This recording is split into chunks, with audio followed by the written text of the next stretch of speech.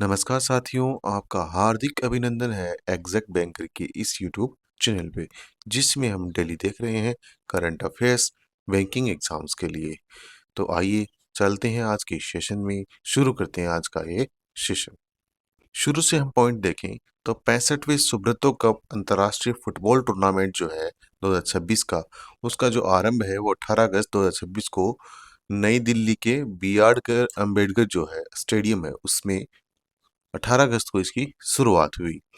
तो समारोह में air marshal S Shiv Kumar मुख्य अतिथि तथा भारोत्तोलक लवप्रीत सिंह विशिष्ट अतिथि के रूप में मौजूद रहे। तो मेनली ये क्या है कि ये पूछा जा सकता है कि कौन से एडिशन का सुब्रतो कप है और कहाँ पे इसका शुभारंभ हुआ। इतना ही एक हमारे एग्जाम में पूछा जा सकता है और किससे रिलेटेड है, अंतरराष्ट्रीय फुटबॉल टूर्नामेंट से। ठीक है, 108 टीमें 3 आयु के वर्गों में भाग लेंगी, ये ध्यान रखना। 108 टीमें, मेन पॉइंट्स हम वही देखेंगे जो एग्जाम के लायक होंगे। अब आगे चलते हैं। अंडमान और निकोबार द्वीप समूह में स्थित ऐतिहासिक रोस द्वीप का नाम दिसंबर 2018 में बदलकर नेताजी सुभाष चंद्र बोस कर दिया गया।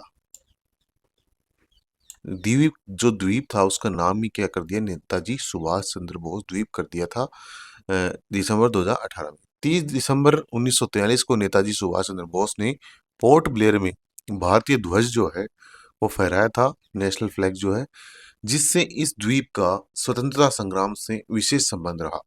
ब्रिटिश के शासन के दौरान यह द्वीप अंडमान में ब्रिटिश प्रशासन का मुख्य केंद्र था। तो देखो, अंडमान निकोबार की आपसे कैपिटल भी पूछ सकते हैं, पोर्ट ब्लेयर। ठीक है, अब रोज द्वीप का नाम ध्यान रखिए, इसी का नाम रखा गया था। तो मेन चीजें यहीं से हैं, अपने रोज द्वीप और जो अंडमान निकोबार की आजकल कैपिटल भी पूछते हैं और नाम चेंज करके क्या किया गया इसका। ठीक है, आगे हम देखें तो बिहार में प्रधानमंत्री नरेंद्र मोदी की अध्यक्षता में सीसीए ने बिहार में NH-22 के मुजफ्फरपुर सोनबरसा 82.578 किलोमीटर खंड को 4 लेन की अनुमति दे दी, जिसका टोटल आउटले क्या है, 3590.73 करोड़ की ये परियोजना है। तो इसको हाल ही में मोदी जी की अध्यक्षता में मंजूरी मिली है। तो ये कहाँ से रिलेटेड है, बिहार से रिलेटेड है, बिहार से ये संबंधित है। यह परियोजना हाइब्रिड वार्षिकी मॉडल HAM के तहत डेवलप होगी। ठीक है, तो हमें इतना ही ध्यान रखना है कि कहाँ से रिलेटेड है, बिहार से, और हाल ही में इसका टोटल अमाउंट जो है प्रोजेक्ट का, ये हमें ध्यान रखना है। नेक्स्ट हम देखें, 31वीं दक्षिणी क्षेत्रीय परिषद की बैठक 20 अगस्त 2026 को महाबलीपुरम तमिलनाडु में केंद्रीय गृह एवं सहकारिता मंत्री जो हमारे अमित शाह जी हैं की अध्यक्षता में आयोजित की गई। और इसमें जो प्रतिनिधि हैं इन स्टेट्स के भाग लिए, इसमें देखो ये स्टेट्स के नाम दिए गए हैं। ठीक है, क्षेत्रीय परिषदों का गठन राज्य पुनर्गठन अधिनियम 1963 के किया गया। ये एक्ट जरूर ध्यान रखें, ऐसे एक्ट पूछ लिए जाते हैं। और भारत में ऐसी कुल 5 क्षेत्रीय परिषदें हैं। ठीक है, तो महाबलीपुरम में हुआ 31वीं हुई है एडिशन, ध्यान रखना है आपको। ठीक है, नेक्स्ट हम देखें FAO और WEP की संयुक्त हंगर हॉटस्पॉट्स रिपोर्ट 2026 जो है उसके अकॉर्डिंग जून से नवंबर 2026 के दौरान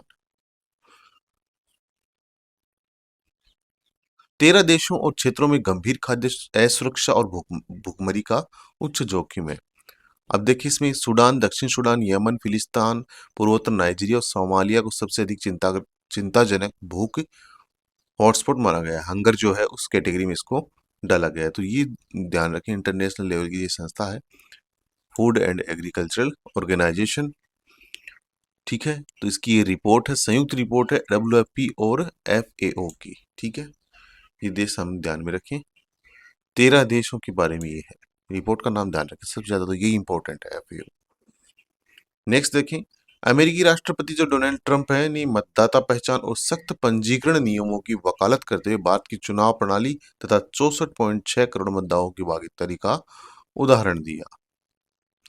सेव अमेरिका एक्ट अमेरिकी संघीय चुनाव में नागरिकता और पहचान सत्यापन को अधिक सख्त बनाने वाला प्रस्ताव विधेयक। अब देखो, इसमें भारत की तरफ से कुछ उन्होंने उदाहरण दिया है, इतना ही है और कुछ खास नहीं है। America act, save America act है, इसके लिए मतदान पर। ठीक है, भारत में एपिक प्रणाली चलती है जिसमें मतदाता सूचियों का उपयोग किया जाता है। ठीक है, एपिक आईडी हर आदमी की होती है अपनी, जो 18 वर्ष का हो चुका है।